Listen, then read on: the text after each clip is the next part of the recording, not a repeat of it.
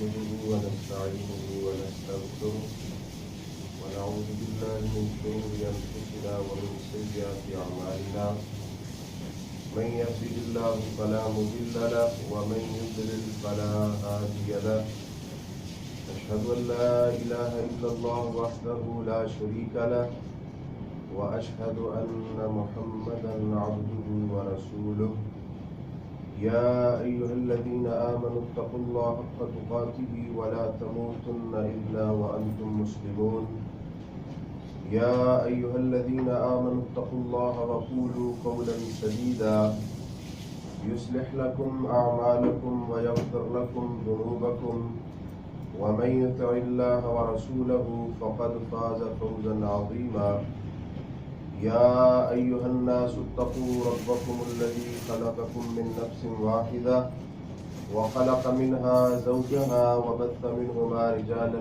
كثيرا ونساء فاتقوا الله الذي تساءلون به والأرحام إن الله كان عليكم رقيبا أما بعد فإن خير الحديث كتاب الله وخير الهدي هدي محمد صلى الله عليه وسلم وشر الأمور محدثاتها وكل محدثة بدعة وكل بدعة ضلالة وكل ضلالة في النار اللهم صل على محمد وعلى آل محمد كما صليت على إبراهيم وعلى آل إبراهيم إنك حميد مجيد اللهم بارك على محمد وعلى آل محمد كما باركت على إبراهيم وعلى آل إبراهيم إنك حميد مجيد أعوذ بالله السميع العليم من الشيطان الرجيم من حمده ونفخه ونفسه بسم الله الرحمن الرحيم إن هذا القرآن يهدي للتي هي أقوم كما قال الله تبارك وتعالى في القرآن المجيد. سامعین حضرات، اللہ تعالیٰ کا یہ بہت بڑا احسان ہے کہ ہمیں اللہ تعالیٰ نے اسلام کی توفیق عطا فرمائی اور رسول مکرم جناب محمد رسول اللہ صلی اللہ علیہ وسلم کی امت سے پیدا فرمایا اور اللہ تعالیٰ نے قرآن جیسی کتاب ہمارے پیغمبر صلی اللہ علیہ وسلم کو عطا فرمائی. سورہ بنی اسرائیل آیت نمبر 9 جو میں نے ابھی آپ کے سامنے پڑھی ہے، اس کے اندر اللہ تعالیٰ فرماتے ہیں کہ ان ھذا القرآن یہدی للتی ہی اقوم. لوگوں، یہ قرآن ایسی کتاب ہے، واحد ایسی کتاب ہے کہ جو ایسا راستہ دکھاتی ہے جو سب سے سیدھا ہے. دیکھیں، دنیا کے اندر بڑی بڑی کتب موجود ہیں، بے شمار کتب موجود ہیں، ہر گروہ کے پاس اس کی کتاب موجود ہے، لیکن قرآن ایسی کتاب ہے جس کے بارے میں اللہ فرماتے ہیں یہدی للتی ہی اقوم. یہ وہ کتاب ہے کہ جس نے لوگوں کی رہنمائی کی ایسے طریق کی طرف کہ جو سب سے سیدھا ہے. اب دیکھیں، جو بندہ دنیا میں پیدا ہوا اس کے لیے کامیابی ضروری ہے. کون سی کامیابی؟ 3 طرح کی. پہلے نمبر پہ دنیا کی کامیابی، دوسرے نمبر پہ قبر میں کامیابی، اور تیسرے نمبر پہ میدان محشر میں کامیابی. جو 3 جگہ سے کامیاب ہوا وہ کامیاب ہے. اب دیکھنے والی بات یہ ہے کہ یہ 3 جگہ کی کامیابی ہمیں کیسے ملے گی. دنیا کے اندر سب سے پہلے دنیا ہے. دنیا کے اندر جب بندہ آتا ہے تو اس کی ناکامی کے لیے 2 چیزیں ہیں. پہلے نمبر پہ ضلالت ہے جسے ہم گمراہی کہتے ہیں، جس کو ہدایت نہ ملے وہ کیا ہے؟ گمراہ ہے. اور دوسرے نمبر پہ ہلاکت ہے. کائنات میں جو گمراہ ہوا وہ بھی ناکام ہے، جو ہلاک ہوا وہ بھی ناکام ہے. تو دنیا کے بارے میں رسول مکرم جناب محمد رسول اللہ صلی اللہ علیہ وسلم نے فرمایا، صحیح ابن حبان کے اندر حدیث نمبر 122 اور اس کی سند صحیح ہے.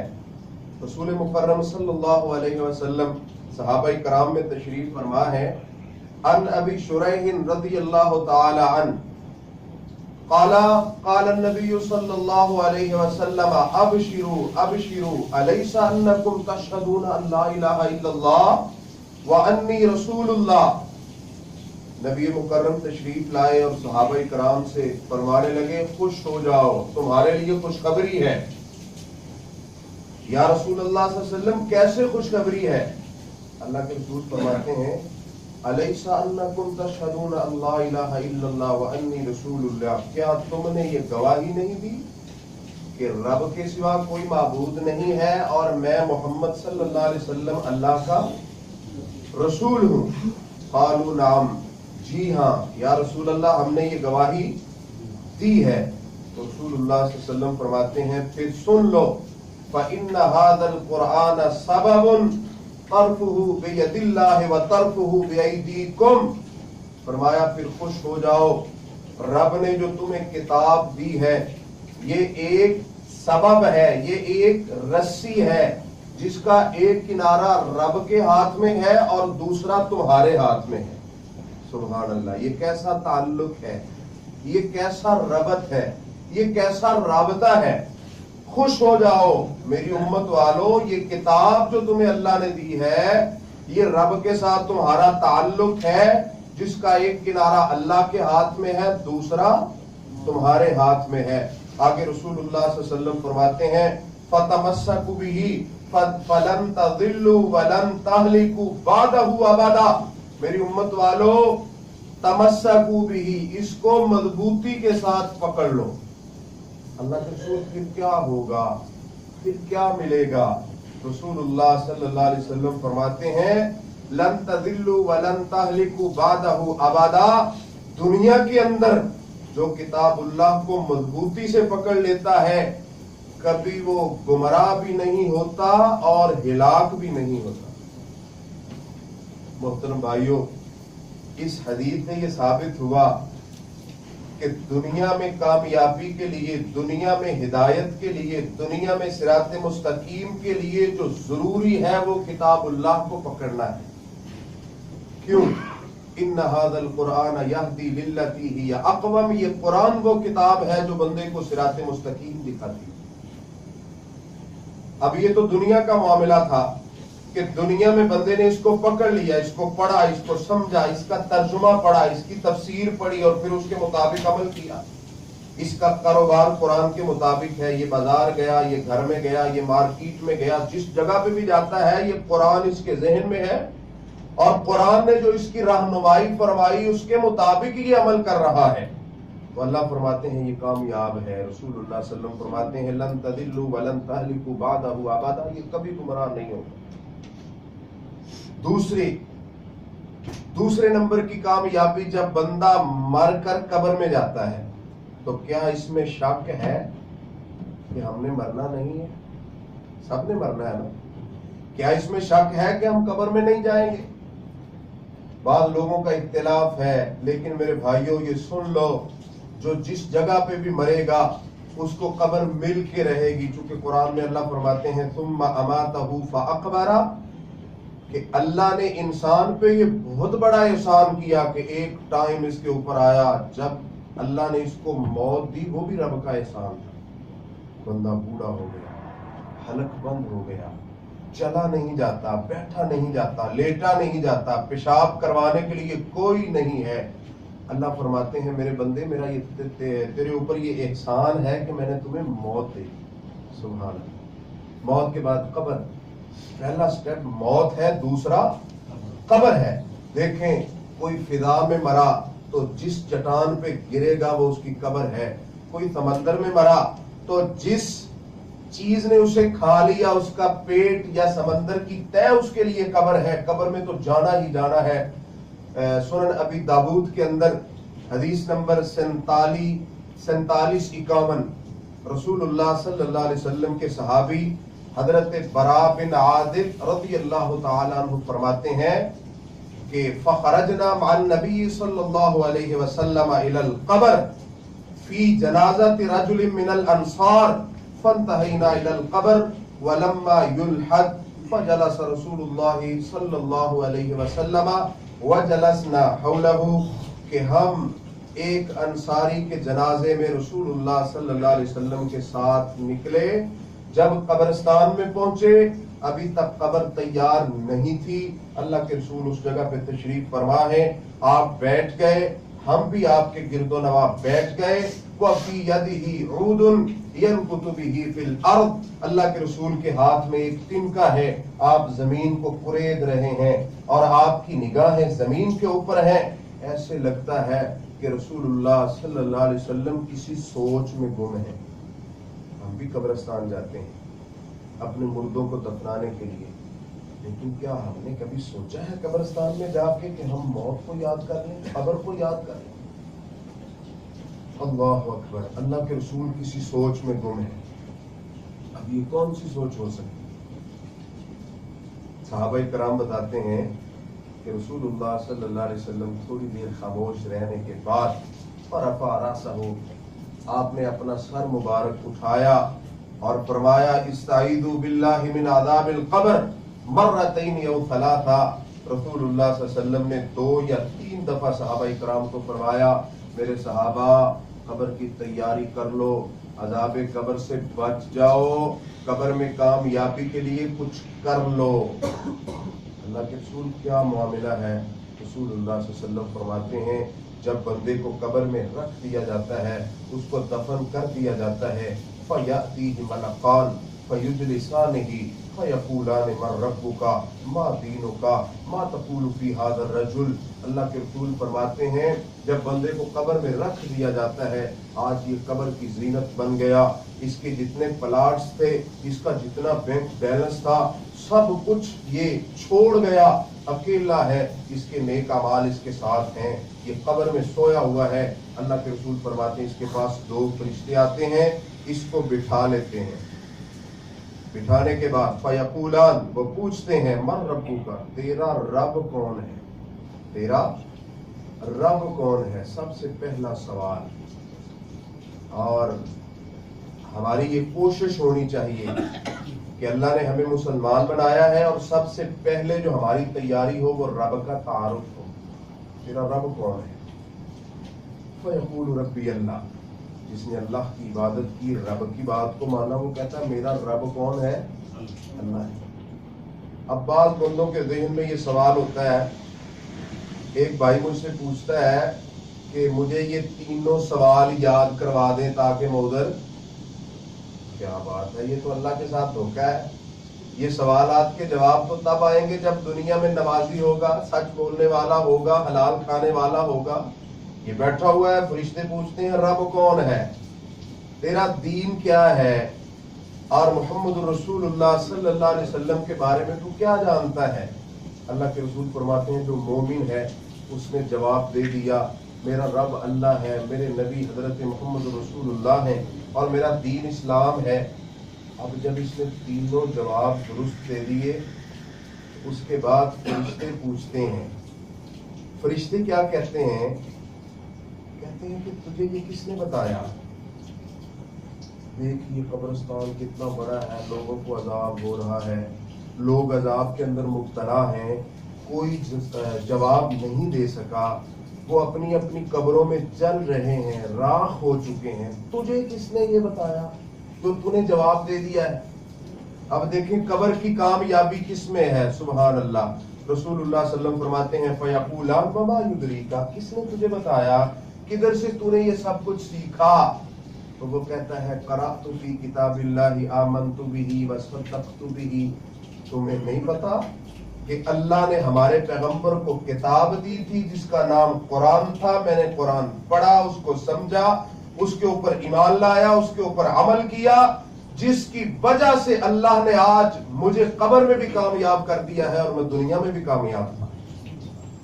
سبحان اللہ. رسول مکرم جناب محمد رسول اللہ صلی اللہ علیہ وسلم فرماتے ہیں کہ دنیا میں زندگی گزاری, فتمسکوا بہ, اس نے قرآن کو مضبوطی سے پکڑ لیا, اس کو تھام لیا, تو اللہ نے اس کو دنیا میں کامیاب کر دیا.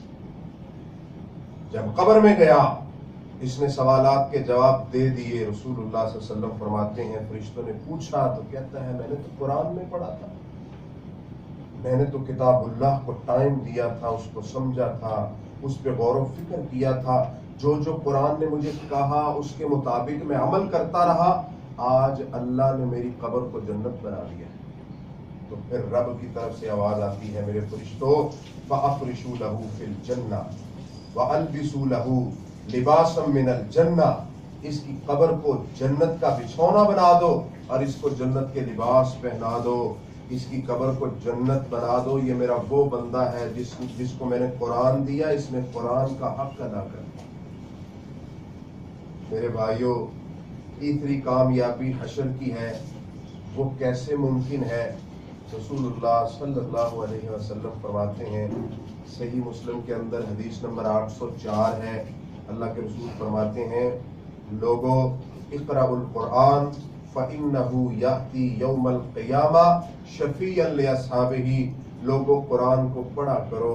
عبداللہ بن عباس رضی اللہ تعالیٰ عنہ فرماتے ہیں کہ رسول اللہ صلی اللہ علیہ وسلم ہمیں قرآن پڑھایا کرتے تھے، 10 آیات ہم پڑھتے، پھر اس کا ترجمہ سیکھتے، پھر اس کی تفسیر پڑھتے، پھر اس پہ عمل کرتے، پھر اگلی 10 آیات رسول اللہ صلی اللہ علیہ وسلم ہمیں سکھایا کرتے تھے۔ اللہ کے رسول کا فرمان میں آپ کو سنا رہا ہوں، اقرأوا القرآن، میری امت والوں قرآن پڑھا کرو، قرآن کو سمجھا کرو، یہ آپ کا حکم ہے ہمارے لیے۔ اللہ کے رسول کیا فائدہ ہوگا اگر ہم ٹائم نکالیں، اگر ہم اس کا ترجمہ پڑھیں، اگر ہم اس کی تفسیر پڑھیں، اگر ہم اس کے مطابق عمل کریں تو کیا ملے گا؟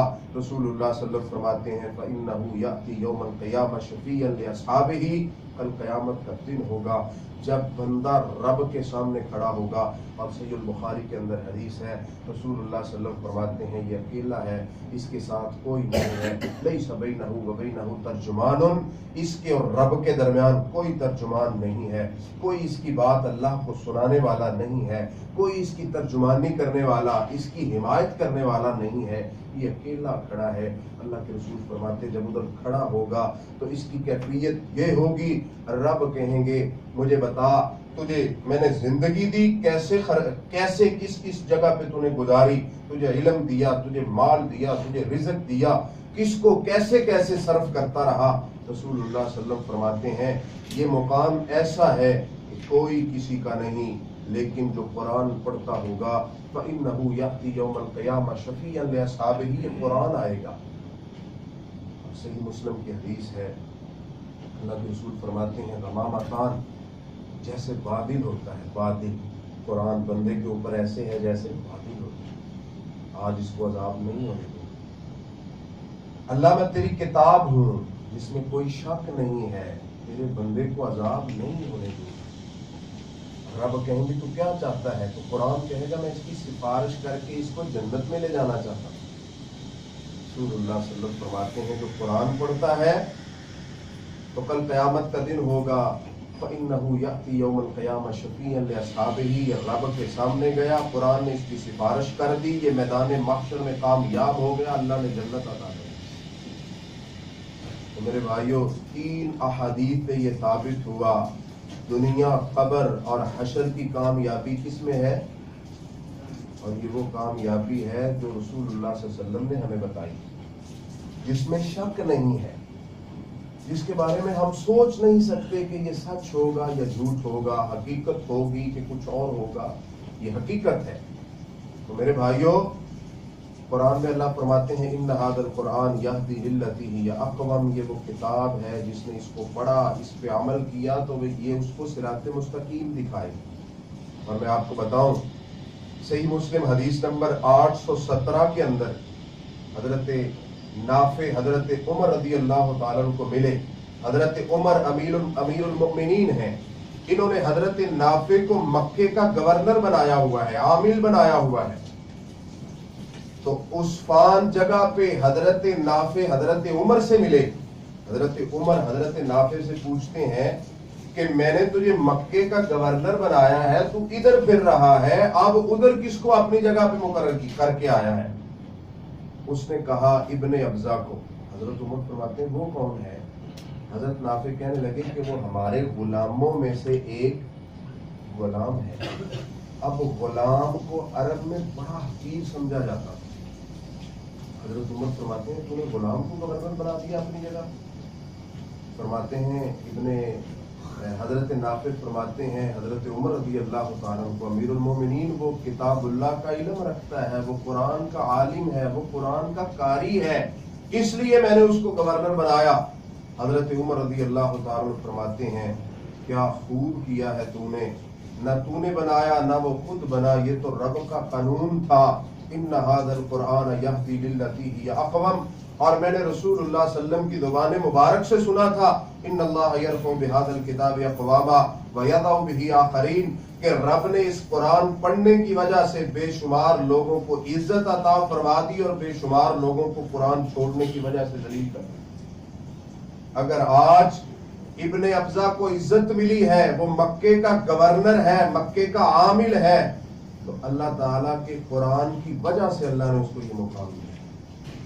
المعجم الکبیر کے اندر امام طبرانی رحمہ اللہ نے اس حدیث کو ذکر کیا ہے، حدیث نمبر 86-66، عبداللہ بن مسعود رضی اللہ تعالیٰ عنہ فرماتے ہیں من اراد العلم فلیصبر القرآن فإن فیہ علم الاولین والآخرین، لوگوں اگر کوئی بندہ علم کا ارادہ رکھتا ہے تو وہ قرآن پہ غور و فکر کر لے، قرآن کو سمجھے۔ اللہ نے قرآن میں دنیا آخرت کے تمام علوم کو جمع کر دیا۔ میرے بھائیوں، آج ہماری یہ بنیاد تھی، ہماری بیس تھی کہ ہم نے کیا کرنا ہے دنیاوی زندگی میں، تو آج ہمیں یہ پتہ چلا کہ ہم نے وہ کام کرنا ہے جو قرآن سے ہمیں ملے گا۔ قرآن ہمیں کس کس بات کی طرف دعوت دے رہا ہے، یہ آئندہ انشاءاللہ خطبہ جمعہ کے اندر میں آپ کو عرض کروں گا۔ اللہ تعالی ہمیں قرآن کے مطابق زندگی گزارنے کی توفیق عطا فرمائے، اللہ تعالی ہمیں صراط مستقیم عطا فرمائے۔ اقول قولی ھذا آخر دعوایا الحمدللہ۔